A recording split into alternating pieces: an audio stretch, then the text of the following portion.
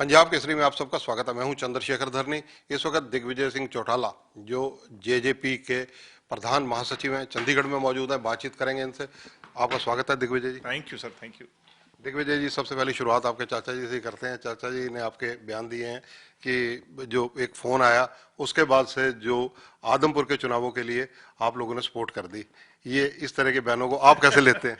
उनको पता नहीं कौन क्या क्या बता देता है, और वो ये बता ही देते कि कौन किसका फोन किसको आया होगा। उन्होंने इनडायरेक्टली ये कहा ही है कि सरकार की तरफ से फोन गया, पहले बड़ी जेजेपी बढ़िया समर्थन जी, नहीं कर वो रहे। पता नहीं उनके पास तो क्या क्या, वो कह रहे थे ना कि मैं विधानसभा में सारी बातें खोल के रख दूंगा, बता दूंगा। 3 विधानसभा के सेशन चल गए, मैं वेट करता रहा कब बताएंगे चाचा जी। बट वो कल पूरे फॉर्म में नजर आए जब वो गर्दन काटने की बात, और जो है ना वो दोबारा से, मैं ये मानता हूं कि अभय सिंह जी को इन सब चीजों पे सोचना चाहिए। कैसी बातें कई बार वो कर देते हैं जिसका कोई औचित्य नहीं होता।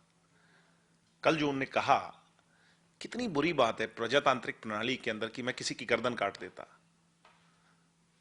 भाई मुझे जो है ना, मेरे साथ अगर ऐसा कुछ, पॉलिटिक्स में हम किसी की गर्दन काटने के लिए थोड़ी ना है, किसी को मारने के लिए थोड़ी ना है। यही चीजें भाई पहले सबक सिखा दूंगा, ये कर दूंगा, उस चीजों से इतना नुकसान हुआ कि इनेलो का वो ग्राफ कमजोर हुआ।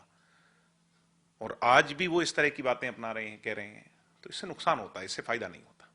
दिग्विजय जी, जेजेपी और बीजेपी का गठबंधन सरकार में पूरी तरह से मजबूत नजर आता है, लेकिन ऐसे कयास क्यों लगाए जाते हैं कि ये ज्यादा लंबा चलने वाला नहीं है? कई जगह ऐसी चर्चाएं सुनने को मिलती हैं।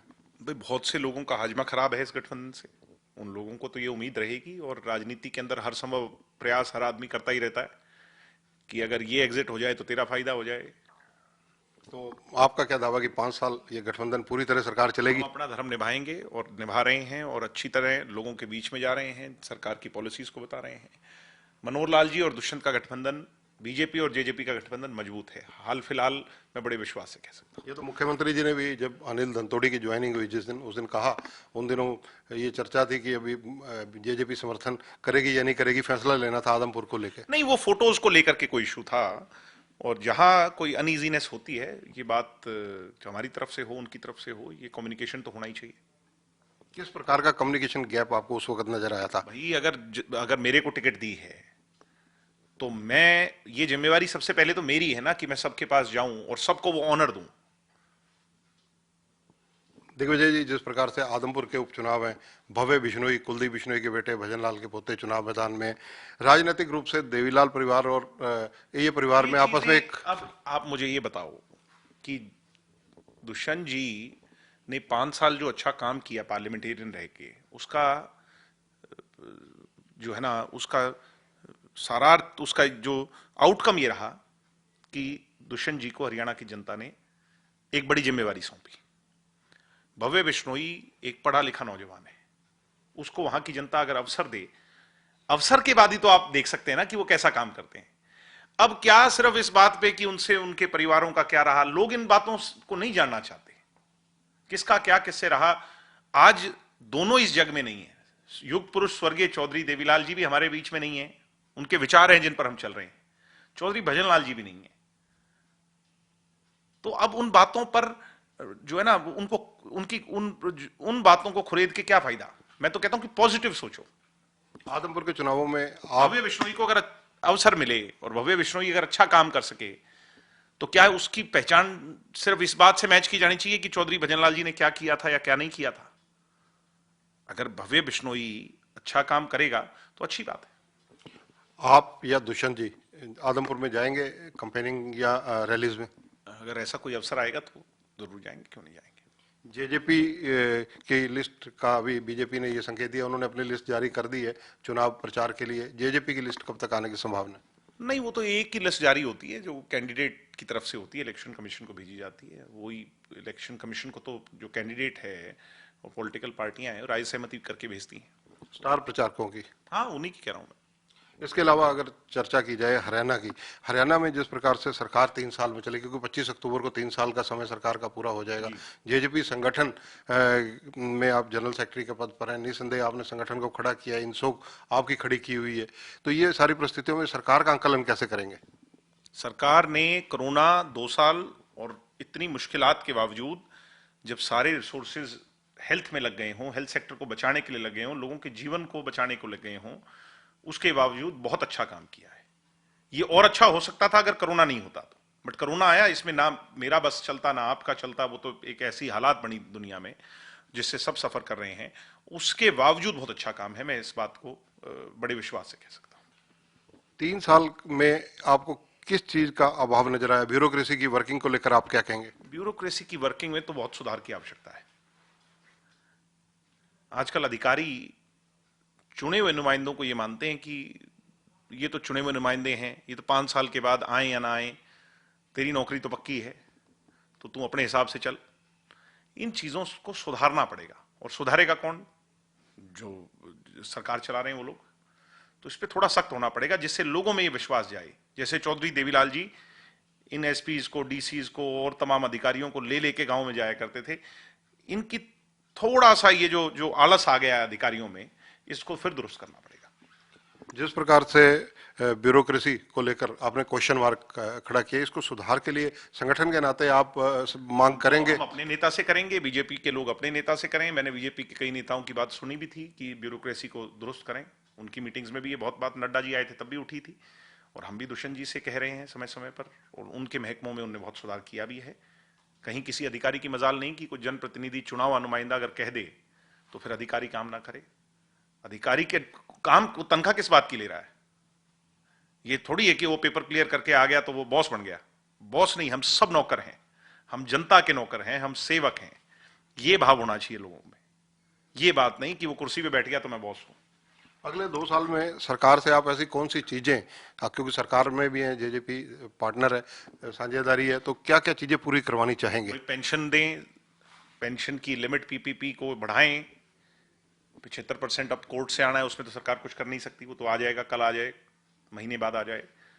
बाकी तो सभी वादों पे काम चल ही रहा है, और बहुत हद तक और करें, जितना किया उतना कम। सरकार के अंदर बैठकर तो जितना भी करें उतना कम। कुछ ऐसी चीजें भी होनी चाहिए जिसके बारे में कभी कोई चर्चा ही नहीं हुई थी या एजेंडा नहीं था, वो कुछ करें। प्रशासनिक व्यवस्था की कार्यप्रणाली को सुधारने के लिए आपका ध्यान में क्या है? किस तरह से और सुधारा जा सकता है इसको? सुधार तो यही हो सकता है ना कि सख्ताई हो, ढिलाई मत हो, सख्ताई हो। अधिकारियों पर सख्ताई हो, उनको एहसास कराया जाए कि समय सीमा के अंदर रहते हुए काम करने हैं। अगर चुने हुए प्रतिनिधि को घोषणा कर दी, अगर वो, उसकी विल तो है, उसकी इच्छा भी है कि मैं इस गली का निर्माण करवा पाऊं, या मैं ये करवा पाऊं, ये सड़क बनवा पाऊं, या कोई काम करवा पाऊं, XYZ जो भी है, और अधिकारी उसमें विलंब करे जा रहे हैं, तो यानी 5 साल के बाद अधिकारी को वोट मांगना नहीं है। किसने मांगना है? नुकसान किसका होगा? पॉलिटिकल विल का होगा, उस आदमी का होगा, पॉलिटिकल पार्टी का होगा, और नुकसान होगा जिसकी गली नहीं बनी या जिसका डेवलपमेंट नहीं हुई। हिमाचल चुनाव भी आ रहे हैं विधानसभा के, उसमें जेजेपी की क्या स्थिति रहेगी? इलेक्शन लड़ेगी? नहीं, इलेक्शन हम डायरेक्टली कंटेस्ट नहीं करेंगे, और बट ये कहा है हमने, नड्डा साहब जब आए थे, कि जहां कहीं भी कोई जिम्मेवारी सही समझे तो वहां पर हम अपनी जिम्मेवारी को निभाएंगे। पंजाब यूनिवर्सिटी के इलेक्शन है, उसको लेकर आपकी टिप्पणी चाहूंगा। ABVP हमारा संगठन, हिमाचल का संगठन बड़ी मजबूती से इस इलेक्शन को लड़ेगा, ना केवल लड़ेगा बल्कि जीतेगा। पंजाब यूनिवर्सिटी में हरियाणा की जो शेयरिंग है, उसको लेकर आपका स्टैंड क्या रहेगा? आज भी यही है, पहले भी यही था कि हमें अपना अधिकार मिले। सरकार प्रयासरत भी है। दुष्यंत जी ने माननीय उपराष्ट्रपति जी को इसके बारे में संज्ञान में लाया था जब नायडू साहब थे। अब जो नए उपराष्ट्रपति आ गए हैं उनसे हम दोबारा मिलेंगे। दिग्विजय जी, पॉलिटिकली कुछ ऐसे सवाल जो ज्वलंत सवाल हैं, अगर वो आपसे ना पूछे जाए तो वो न्याय नहीं होगा। सबसे पहला सवाल इस मुद्दे में मेरे जहन में है SYL का। आज वार्ता थी दोनों चीफ मिनिस्टरों की, एक तरह से वो सिरे नहीं चढ़ी। चौधरी देवीलाल जी का जो सपना है SYL का पानी हरियाणा को मिले, मैं पहली बार ये मानता हूं कि उस पर चर्चा हुई, ये शुभ संकेत है। आज तक कभी भी दोनों मुख्यमंत्री इस विषय पर बैठे नहीं है।